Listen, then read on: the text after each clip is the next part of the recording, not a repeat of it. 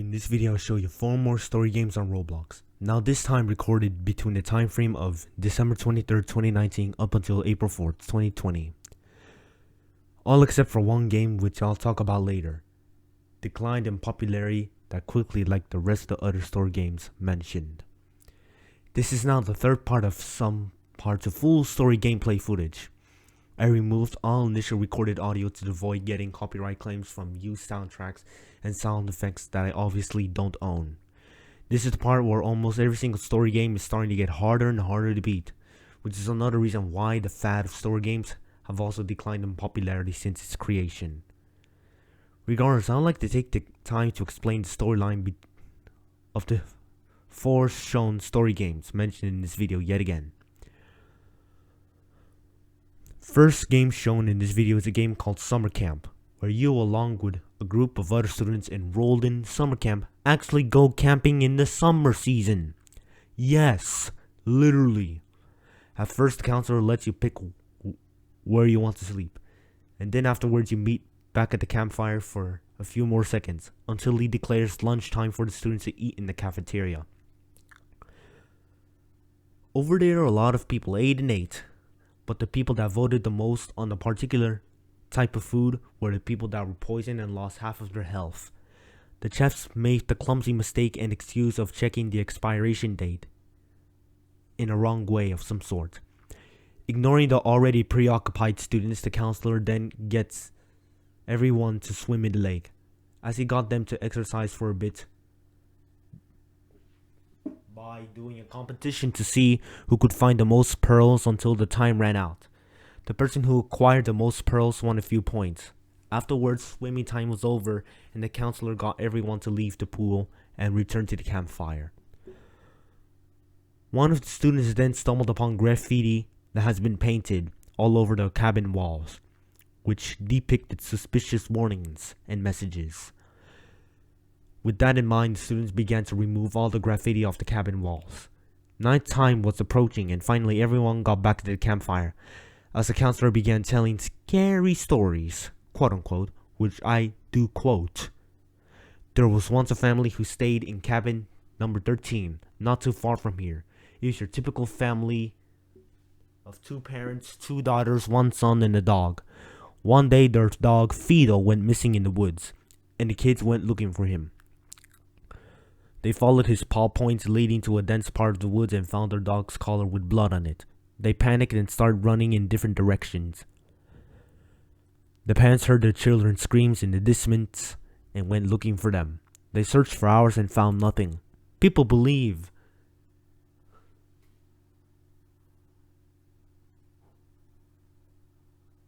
that Susie, Sally, and Tommy still roam the forest till this day, looking for their lost dog. It is said that if you wander the woods at night, you can hear the screams of the lost children. He even went out of his way to state the story as a rumor, even though it sounded real and cruel and unfunny to me. After moments of silence as the night progressed, he finally got everyone back to their cabins to sleep for the night, with more planned camp activities in the next morning. However, a weird creature appeared from nowhere, which woke up the students, who were now looking for the counselor to wake them up. Upon getting to the counselor's cabin, he was not there, but instead the monster was inside, in which it began to chase the students as they began to run towards another nearby house, in which they locked themselves into. After a while, one of the people finds a trapdoor, in which they fall down into. Now down into a basement, they find a large room with a few stacks of books, where someone attempted to perform a demonic summoning satanic sort of ritual. After wandering for a while, one of the students find a secret passageway, which leads to a room filled with lava that the group had to avoid. Eventually, you find a hole that leads to the top. Going up the hole, you end up in the cemetery, which finally reveals that Susie, Sally, and Tommy are dead. After some time, you then pull out your cell phone and then look for a dark watchtower in the distance. The fog begins to intensify, and then you have to make the decision to call either the police or the counselor.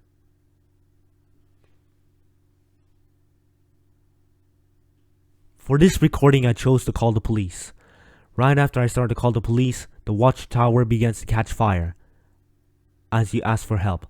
The police then arrive almost immediately, while you make the life-threatening risk to zipline away from the fire into safety. Thinking you were safe at first, and you then find the police not to be real, but instead the exact same demonic creature that was terrorizing you earlier.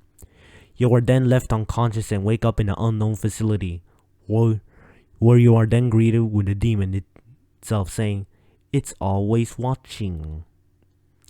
You wake up finally conscious from a small bed.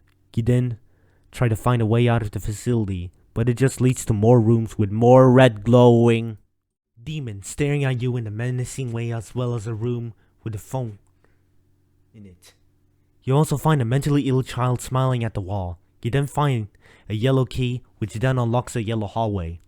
Several minutes later, you find yourself in a dimly lit storage room, which you then leave as the door suddenly opens. You're then jump scared by the red-eyed glowing monster. A photo is then taken of you screaming in great agony. Then the story ends, or at least that's for the bad ending. The second story game shown in this video was a game called The Lab. At first, you along with your friends were originally planning to go on a field trip until it suddenly crashed. Shocked, frozen solid,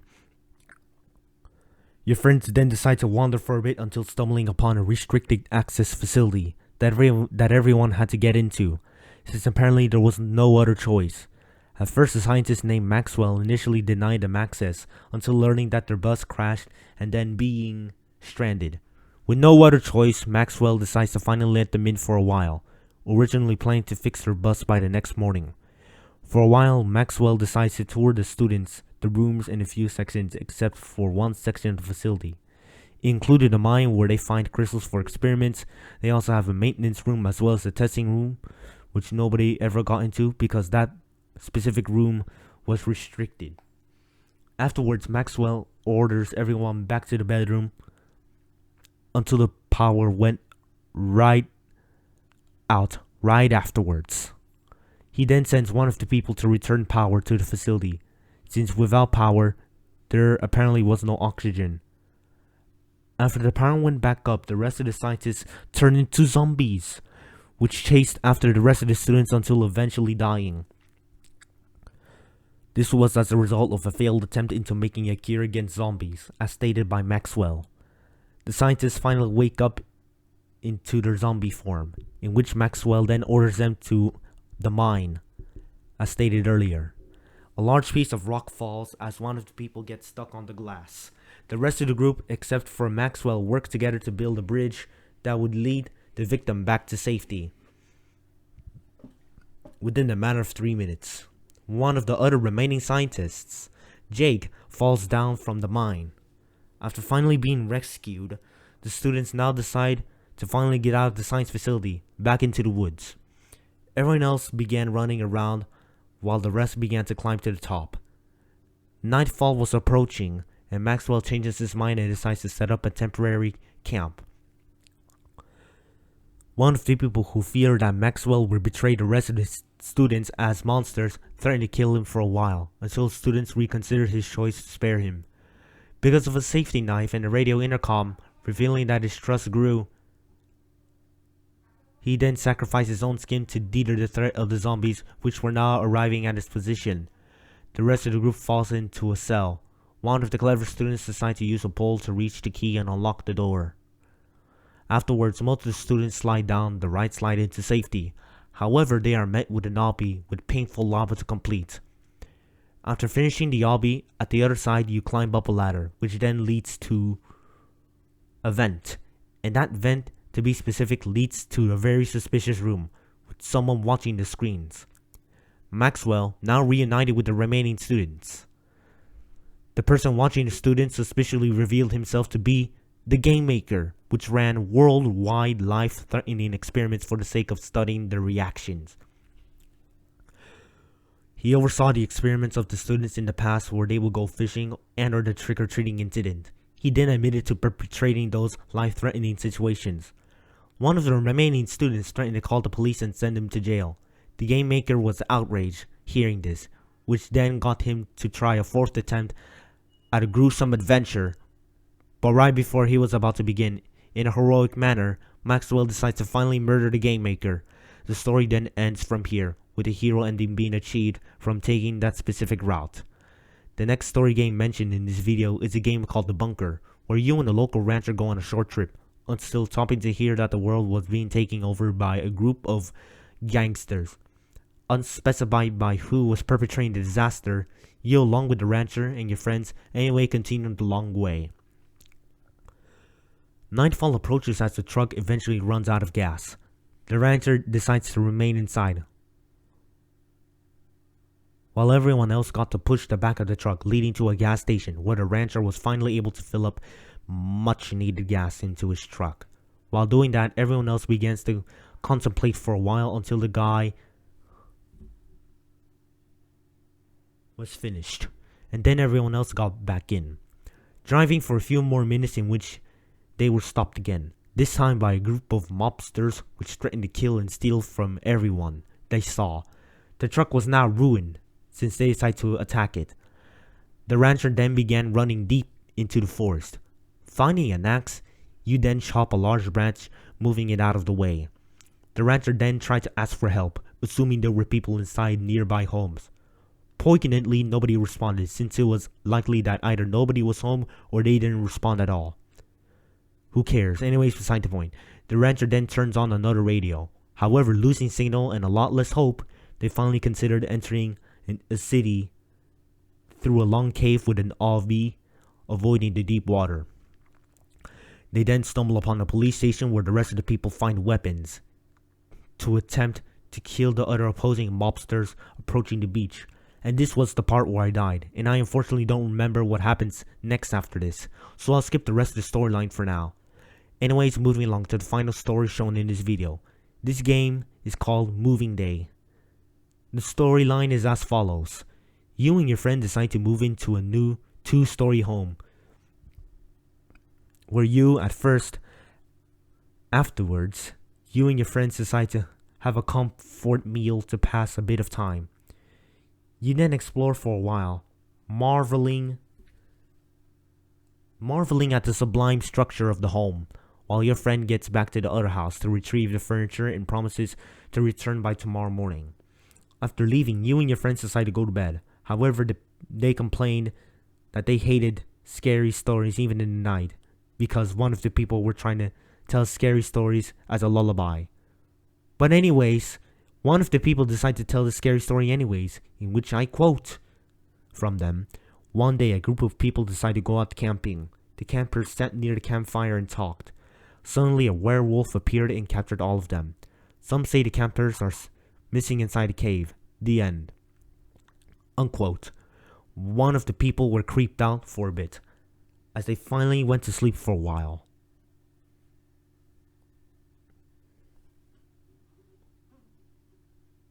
One of your friends woke everyone else up, and then almost immediately, of course, an unidentified monster starts chasing everyone for a while, terrorizing them. After some time, the owner, now back home, was not convinced over the fact that you and your friends were trying to ruin their lives. Minutes later, everyone but Mike decides to finally leave the home, even though they had just moved in, which is ironic.